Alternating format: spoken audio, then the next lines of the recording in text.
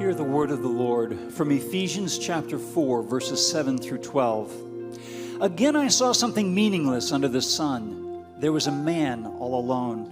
He had neither son nor brother. There was no end to his toil, and yet his eyes were not content with his wealth. For whom am I toiling, he asked, and why am I depriving myself of enjoyment? This too is meaningless, a miserable business. Two are better than one because they have a good return for their labor.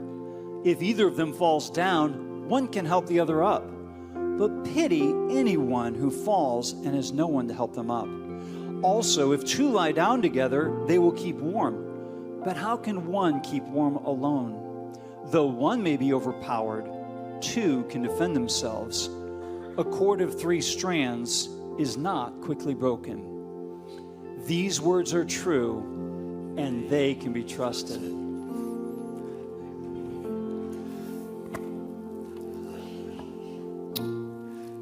Let's pray together.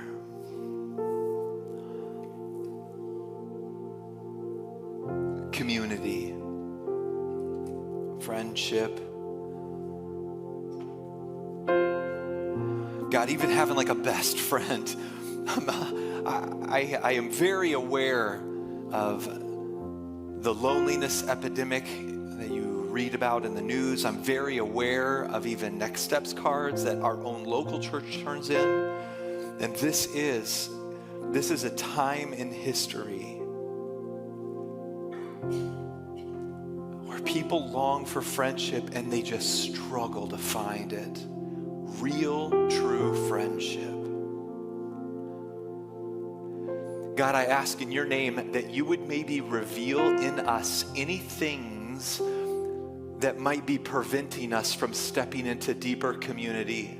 And God, I ask in your name that you would help us to be able to deal with them in a way that honors you. And I ask, God, in your name that you would be able to draw every person in this room into better community or deeper community. I love you, Lord. I ask in your name that we would truly become a connected people. In your name we ask these things, God. Amen. Hey, it is good to be with you all in the house of the Lord. Good morning. Yeah, I love it. I love that I'm here with you. So a couple things real quick before we jump in. Number one, I'm the living sermon illustration today by wearing the jersey. You know what? I'm in my 40s now. I'm not young enough to wear this in a cool way. I woke up this morning, I was like, Leslie, maybe if I was 25, this would make more sense. But so I get to feel real dorky, but hopefully you'll remember it, which is awesome. And I do like that I don't have to pick up my clothes for a couple of weeks. That's kind of nice. That actually does probably offset the other side of it. But we do, man. If you're here and you're new, you'll obviously notice that I'm wearing a jersey, which is not normal attire for me. But the point of the series, or the point of the jersey, is to really make known or clear. The series is called Get in the Game. And the whole thing is about helping people go from observers of Trinity Church into participants of the mission. And we do. In a sense, we do want you to suit up. We do want you to engage. We do want you to be able to find a place where you can actually become a difference maker by bringing the kingdom of God down into this world. And so I love that. Couple things as we get into this. Review from the last few weeks in each of these series. Christianity, to be really clear, Christianity, it isn't just something that it's not just something that you observe. Our Judeo-Christian history, all of our history as followers of God, Yahweh and Christ as King. Christianity is about just something you observe. It's about rightly participating in relationships. You think about all of the illustrations through the Bible about what heaven will be like. Heaven is a great banquet. Heaven is a coming home. It's a renewing. There's a table metaphor. The whole thing is about us coming back and being able to participate in a really good, healthy family. How many of us would love to actually be in a deep, wonderful, healthy family? Oh, don't laugh. It'd be wonderful to actually be in a great, deep, healthy family. We long for that. And so Christianity isn't just something that you observe. It's about rightly participating in relationships. The framework that Jesus gave us. So, and when I say framework, I've thought about switching this word out a couple of different times. The mechanism, the practice, the way that we grow in this that Jesus gave to us to learn and grow and also live the mission out is literally called the church. The church isn't merely a building. It's not just a structure. The church is literally the people of God identified as co-laborers doing the work of bringing the kingdom into this world, his kingdom into this world. So we practice this in the church. Of course, look at me, I love you. Of course, when you come to church, there's a lot of people that don't get it right, but this is where they're supposed to grow in rightness. I want people here who aren't perfect Christians. We do. Because this is where you learn and grow. This is where you learn and grow. This is where you learn and grow. This is where you learn and it's here. It's right here in this place. Throughout church history, to be really clear and review from the last few weeks, throughout church history, we have seen 4 key places or spheres. So I want you to think of like practicing Christianity. What does it look like to practice and grow in your faith along with the church? All through history, though different movements have called it different things, there are really 4 primary participation buckets, spheres that you see. And different movements have different names for them. But this is kind of what we call them. We break them down like this. I think we've got a review here really quick. So week 1, 2 weeks ago, the first sphere we call encounter. And encounter is basically this. It is public worship.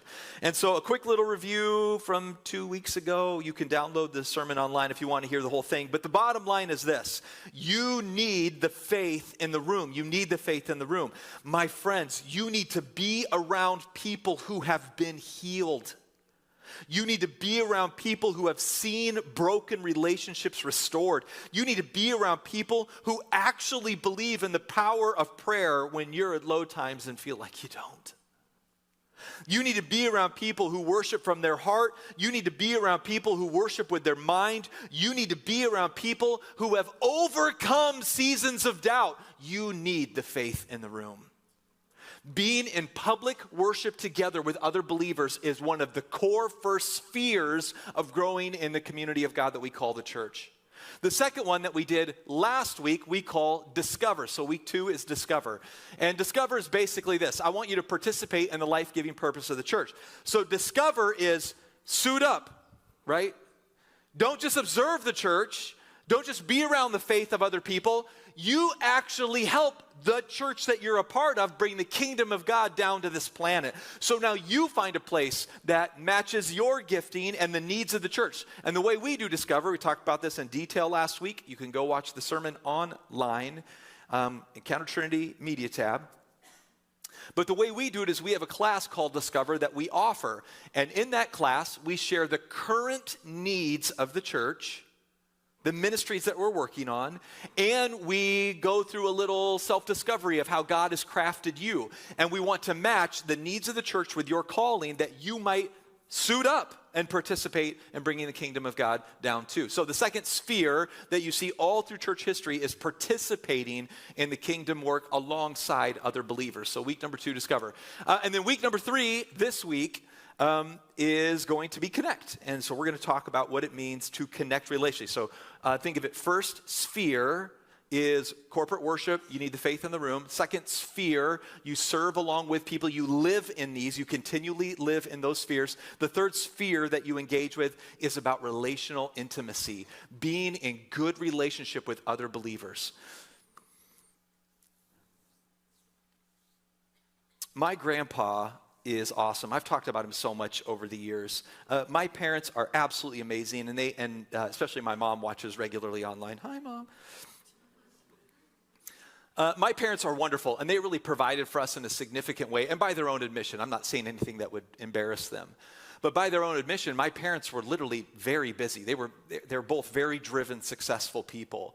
And so growing up, I spent a lot of time with my grandpa and grandma. Anybody here? It's kind of like your grandparents raised you. Anybody go that way? Spend a lot of time? Oh, just me. Awesome. Okay, we got him in the back. Oh, Taylor, dude, you and me, grandparents rock. And so I spent a ton of time with my grandpa and my grandma. Amazing, amazing people. Every time my parents would travel, I was with them. Every time they were busy working late, I was with my grandparents. I'd stay with my grandparents a lot. And my grandpa, to be honest, he was not safe. And it drove my mom nuts, which made it more fun. And by not safe, I don't mean like he was morally dangerous. He wasn't like putting us in evil situations. By not safe, I mean, as little boys, I remember there's pictures, I don't remember this, but there's pictures of me, like my grandpa, he was a Harley rider. And so I remember seeing pictures where I was as a little tiny boy, he'd get us in between his arms and his legs and we're just flying down the road on Harleys as little kids, awesome. You know, and then as we got older, as a little boy, we got these little like dirt bikes, these 100cc off-road dirt bikes. Anybody grow up riding that kind of stuff at all? A few people. So I did. I remember getting up there as a little boy. I remember this, like learning to drive. My feet are like barely touching the ground, and Grandpa's like, "All right, just give it some gas, and it's in first gear, you're ready to go. Out of neutral, push it down to first, and then let that clutch out." You remember learning how to drive a bike, and then boom, takes off and flies out from underneath, and I'm falling on the ground. My grandpa was not the "Oh, are you okay?" helicopter parent. My grandpa was a "That was great, do it again." That was my grandpa. As I'm bleeding and, brush it off, you'll be fine. My grandpa, hunting, fishing outside. I literally got to grow up like a generation behind a lot of my peers. And my grandfather, I remember we were camping one time. Oh, if my mom would have known this. If my mom would have known this. We were camping one time, and my grandpa, literally, it's like, here's a rifle. You guys just go out. We're like this country place. He's like, go hunt, fish, see what you can shoot. And it's like, okay. So as a little boy, you're like 9 years old, shooting anything you can find out there. Well, there was this giant toad, or frog, like at this pond, a huge, this big, massive, it probably wasn't that big. I remember it big. And a big frog. And I was shooting a little 22. And so I'm a little boy out there, and I'm like, I got to bring something back for Grandpa, and I saw the frog, so I was just like, poof, and I shot the frog, killed it. And I picked the frog up like this, and I came running back with my gun.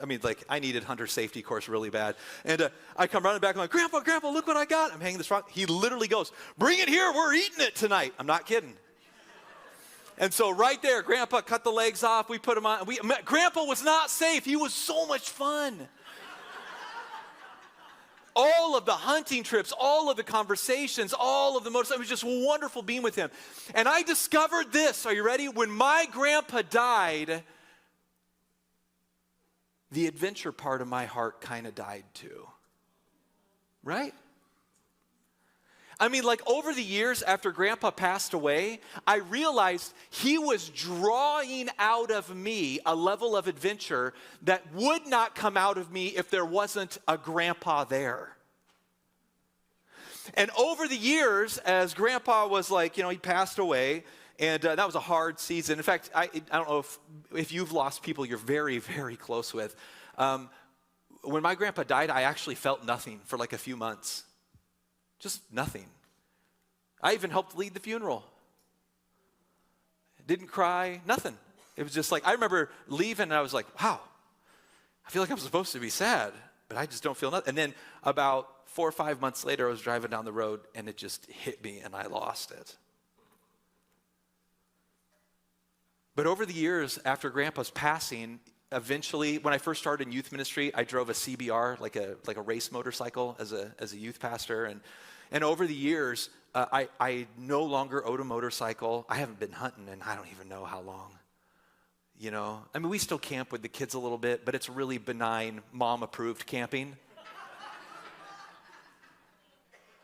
Yeah, glamping, that's right. It's changed. The way C.S. Lewis says it, I love this. This is so brilliant. I'm a huge Lewis fan, if you didn't know. In each of my friends, Lewis says this in the book, The Four Loves. In each of my friends, there is something that only some other friend can fully.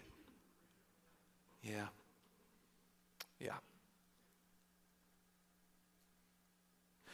That's right.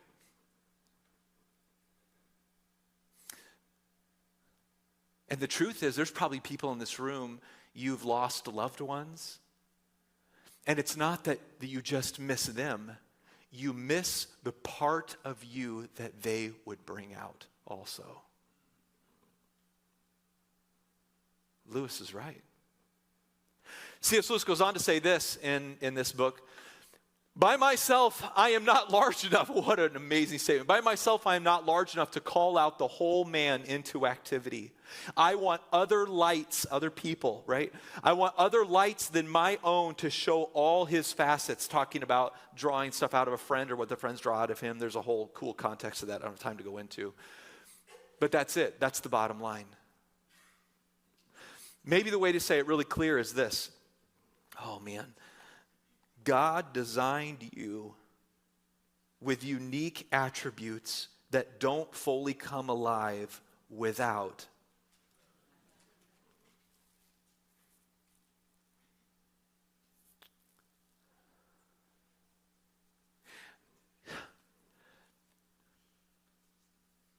There is so much spiritual warfare around friendship. And the enemy is doing everything that he possibly can to keep you alone. And it's not just Lewis. It's not just my own stories. I mean, even like modern research, sometimes you wonder, like, they put all this money into a research project that just speaks the no-duh thing that we all know. But a study in the Journal of Happiness Studies, what an awesome name for a project, Happiness Studies. They found that individuals who engage in meaningful and deep relationships, so meaningful and deep, this is not just, hey, how are the Colts? How are the Colts? Let's not go down there.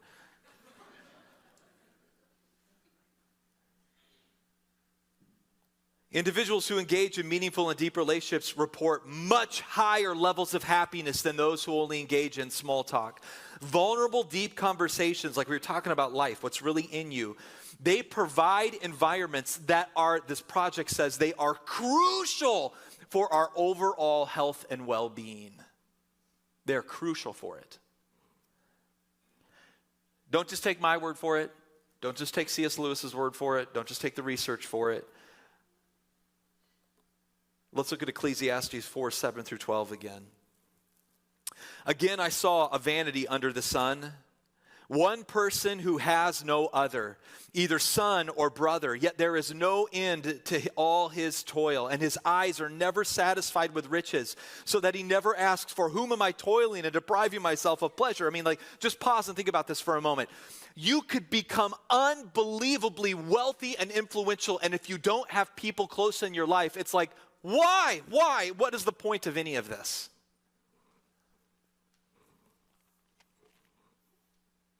There also is a vanity and an unhappy business. There are two are better than one, because they have a good reward for their toil. For if they fall, one will lift up his fellow. But woe to him who is alone when he falls and has not another to lift him up. Isn't that exactly where the enemy wants you? He wants you to be alone. So when you fall, when you go through seasons of doubt, you're not in the room with people who have already overcome it.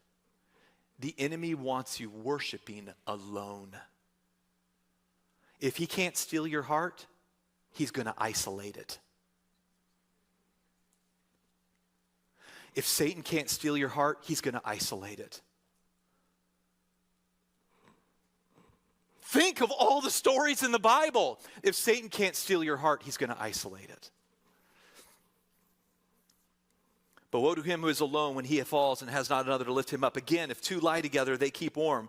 But how can one keep warm alone? And though a man might prevail against one who is alone, two will withstand him. A threefold cord is not easily broken. A couple of things from this passage. The first one is this. This passage from Ecclesiastes highlights the futility of isolation and the power of companionship. Your life activities without another are literally, Hebel is the name, or is the word in Hebrew. The Hebrew word Hebel literally means a breath or a vapor. It suggests something transient or insubstantial. Contextually, it emphasizes the lack of fullness and work that is without others to enjoy it with. Maybe the way to say it is like this. Hey, that mall down the road, where is it? This way? I don't even know where I'm at now. That way. I'm bad at direction. Okay, thank you. Right. That mall down the road, hear me clearly. There is nothing there that will matter in 10 years. Nothing. And if you do get something there that'll matter in 10 years, like a ring or a gift, it's because it's connected to a relationship.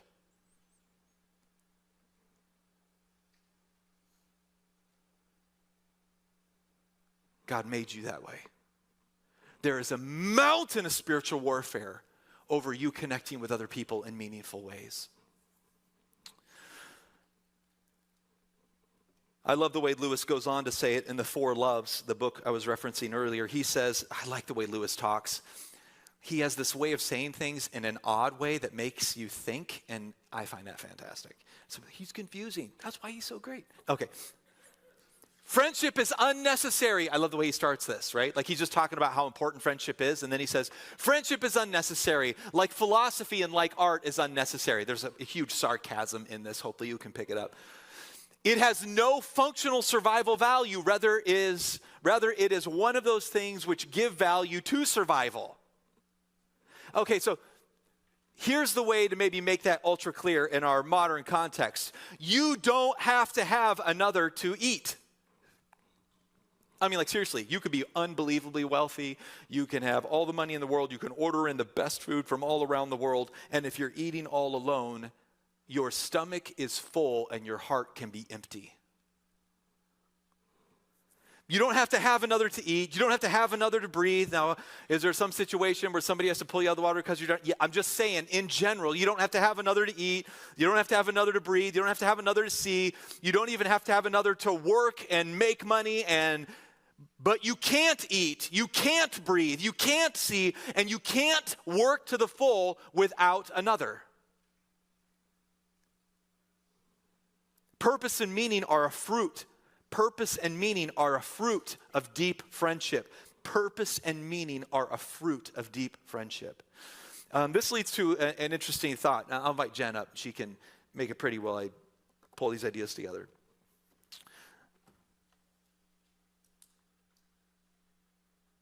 I want to acknowledge, and I want to say this as clear and compassionate as I can. We live in a cultural moment where friendships are really, really hard. They're really hard.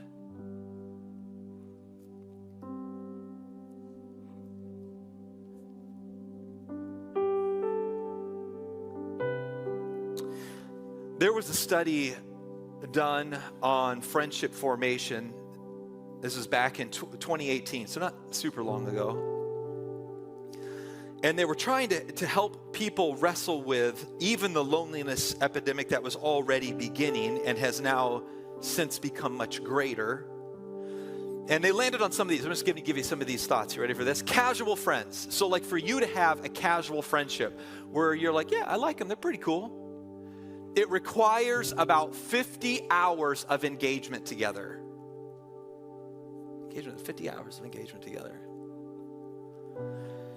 To have a friend at a level where you're like, yeah, like I get them. Like, I mean, I know them well enough to know that they're kind of really like me and I'm like them and, you know, and we're acquaintances and we get along for that level. So now it's like at a deeper level, deeper level. It takes about 90 hours of time spent together. Now, in that 90 hours, there's a shift. So the first level can be like, hey, how are the Colts? Let's go golfing together. You know, how are they? But you're not talking about yourself. To the friend level, you have to shift the conversation from all the other stuff to how am I? How am I? 90 hours of you talking about, you know, it's been kind of a hard day. And then you have like a friend. Now you're like, this person, I mean, they get me, they know me. To have what you would call, what he calls a close friend, the research project calls a close friend.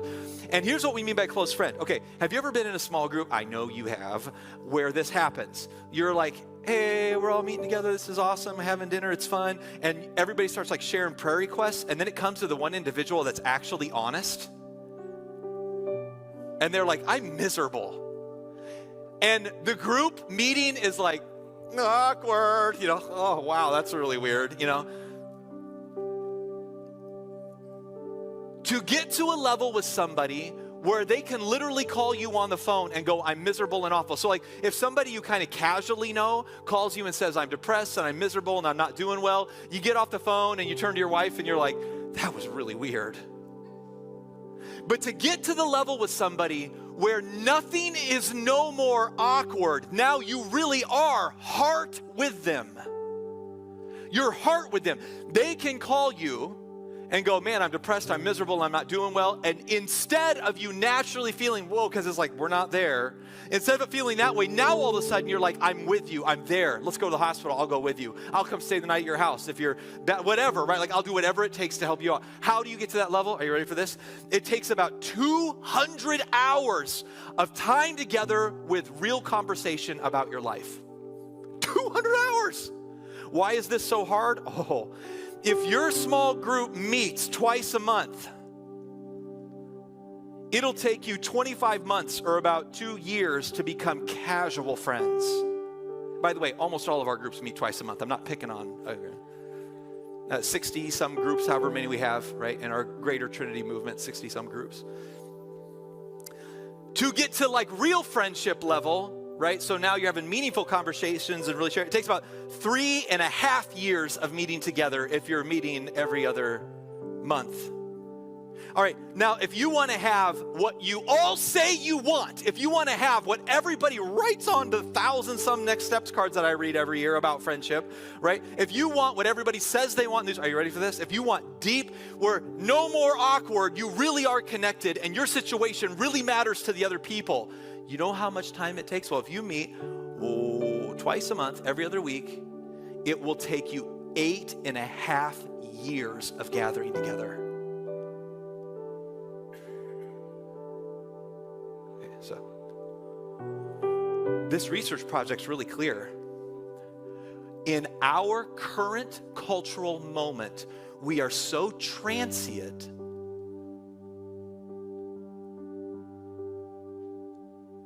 You're not in any group long enough for it to become truly meaningful.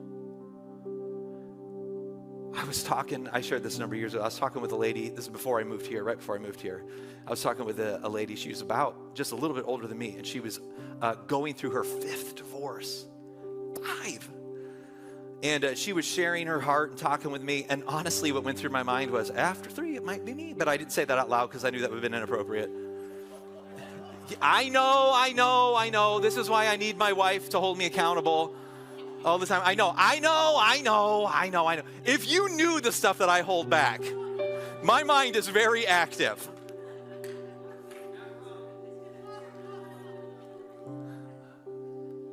But as she was sharing with me, I mean, like, what she said, actually, I had a lot of compassion for. Right? I really did. I know the Lord knew I needed to marry a counselor, literally.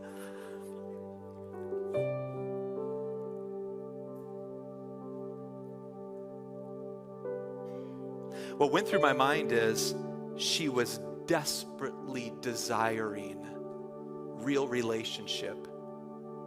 And every time she discovered this isn't really deep yet, instead of leaning in, she would lean out. And then find somebody, this might work, we might connect. And then she finds, we're not really quite connected yet. He doesn't really get me. We're not really making sense, we're not together. Instead of leaning in, she would lean out.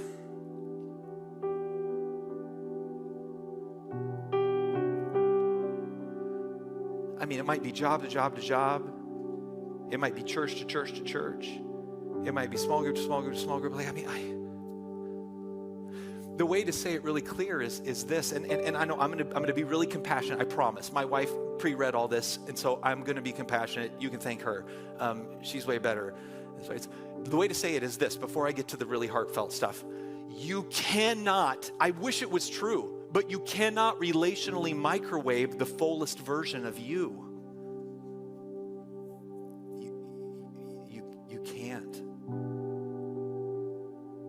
You cannot relationally microwave the fullest version of you and the fullest version of that relationship. You can't do it.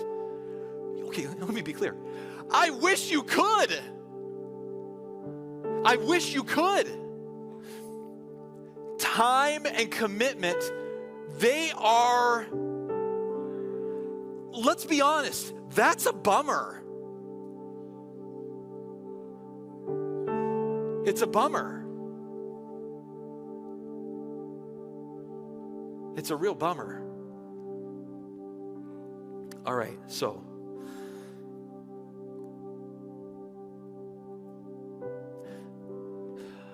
Satan, and I do believe there's massive spiritual warfare over friendship. Satan will use real and true places of hurt. Okay, so I just want to be really clear. You really are hurt in different situations. Like, I'm not denying that. You really are hurt. Satan will use real and true places of hurt to justify a continual state of insurmountable offense. So this research project's fascinating. It really is. In our current cultural context, it is seen as a social no-no. That's my simplifying of it to you. It is seen as a social no-no to be the one who makes things feel awkward. So hang on to that idea for a moment. This means that there are true deep things in you that you would like to discuss, but you don't want to be the one that makes other people go, awkward. So you hold back, and they hold back. And you can say, casual friends, it just expands the time even more for each of these to go deeper. In our current cultural context, and he was talking about some of this too, in our current cultural context, being offended is almost like seen as a virtue. Like if somebody posts something on social media that bothers you and somebody's like, you're a terrible person and that's really awful. It doesn't even have to be logical. It's like, oh, that's noble. They're standing up. Standing up for what? It's almost like a virtue to be offended in our culture, which feeds even more, right? So here's the thing. I love you. As best as I can tell in reading through this, the more prone you are to offense, the more likely you are to be alone. I mean, think about it.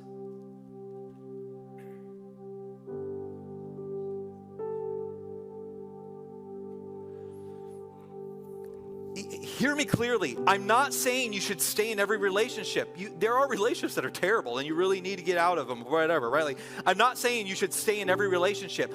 All I'm saying is it's so easy to quit these days. You could get to the end of your life and find you have no one. It's so easy to quit these days. Satan wants us to be a people that are really easily offended. Okay. I tell this to my family, right? I got 5 kids, and my oldest just got married. So I got 6. Does that count as 6 kids or like 5.5? I don't know how that works.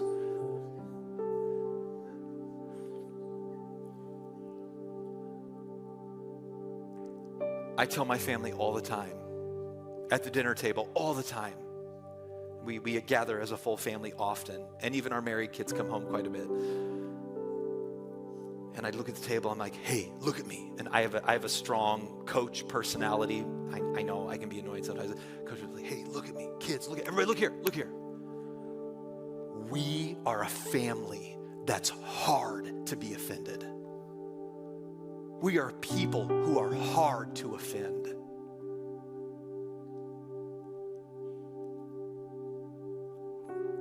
We are a church. We are a people who are hard to offend. We fight for the unity.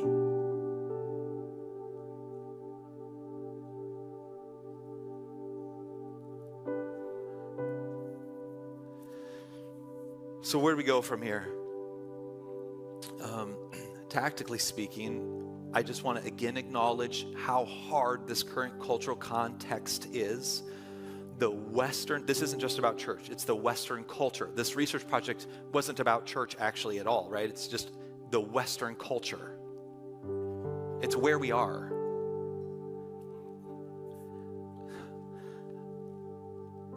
And it's why we're so lonely.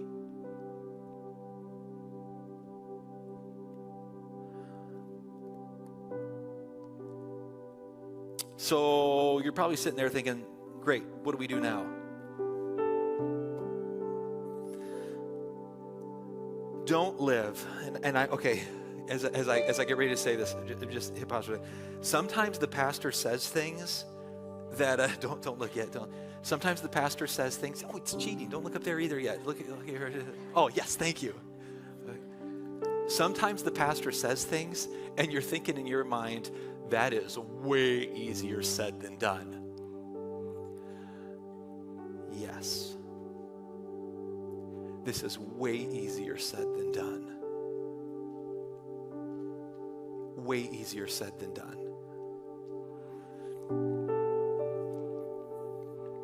Don't live bemoaning the relationships that have failed. That's really easy to do. I mean, how many times I've met people, and every time you talk about friendship, all they talk about is the past frustrations with them.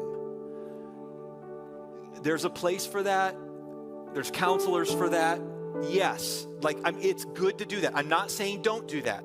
I'm not saying this is bad or that you should never do it.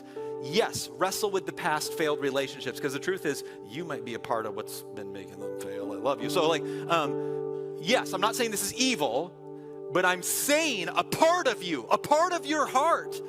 Don't live bemoaning the relationships that have failed. A part of your heart must become the kind of person that is a continual cheerleader of trying to make them work. I really believe God He will reward that. So what do I mean by this? One of the relationships that I bemoan the most wasn't one that broke up because we didn't get along. It's my relationship with Grandpa, and it died because he died. At least in its current state. And there are times, of course now I'm older, so he'd be real old if he was still around, but there were times driving down the road, even years ago, where I'd think, man, you really let this one mess stuff up.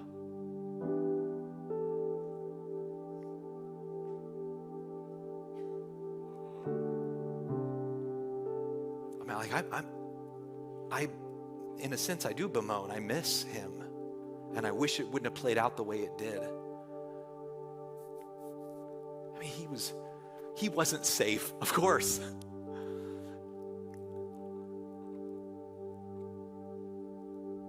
But I think who loved Jesus deeply, I think this thought ran through my head. I think if my grandpa was here right now, I think he would my grandpa's a tough guy. He's not a cuddly dude. He's hard. I think my grandpa would get a hold of me and be like, look at me, Michael. He was calling me Michael. Michael, look at me. Yes, sir.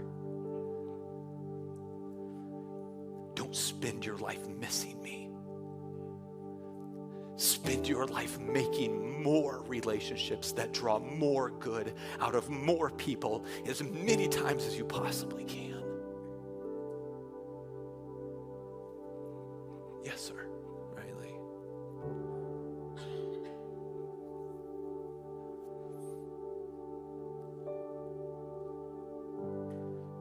I want you to have real friendships. And I promise there's going to be spiritual warfare around every bit of it. And I promise not all of them are going to work. I promise not all of them are going to work. And I promise at some point inside your heart, you're going to have to begin to do the relationally right thing over how you feel. And your feelings may need to catch up. It's like one of my grandpa's old sayings, do what's right over how you feel. Yes, sir. Feelings matter. They make great messengers, but they make poor masters. And so my challenge to you is this, right? I mean, there's a lot here, and it goes way beyond small groups. So my challenge is basically this, pull out the next steps card and literally put one in your hands. It's good because there is, as my mom would say, the psychology person, right? To make tangible an idea, just to attach an idea to something tangible. I want you to attach an idea to something tangible. Even if you don't write anything on it, I just want you to attach an idea to something tangible. So it feels like you're holding on to an idea. I want that to happen. The idea's tangible. It's in your hand. You can't just pass it. It's like you got to hold it. It feels like you have to do something with the idea. Here's what I want to do for you. I just want to encourage you to do this. If you are not in a group,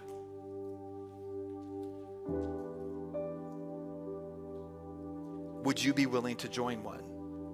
Just right on there. Yeah, I want it. I need to lean in. Instead of always leaning out, I need to lean in. Knowing that these people are going to probably drive me nuts for a while.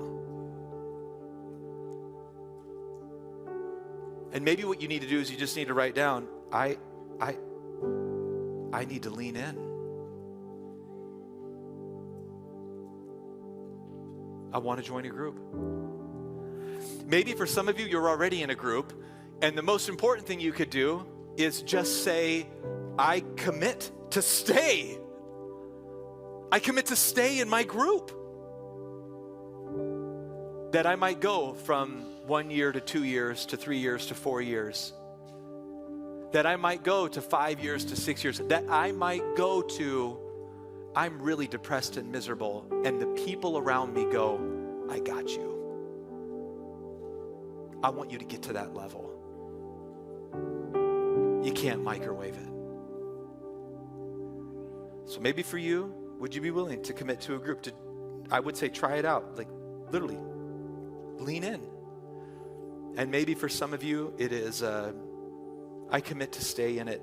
And then I just want to let this last idea, I wonder, I didn't do this in the other services, this just pops in my mind here with you all. So I'm assuming God's speaking in my heart. I wonder if there is somebody in this room, oh man,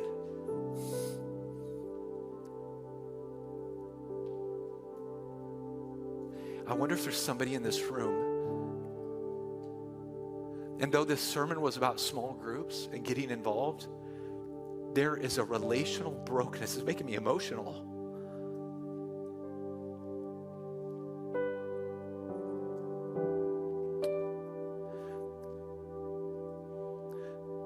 It's not directly about small groups at all, but there's another relational part of this.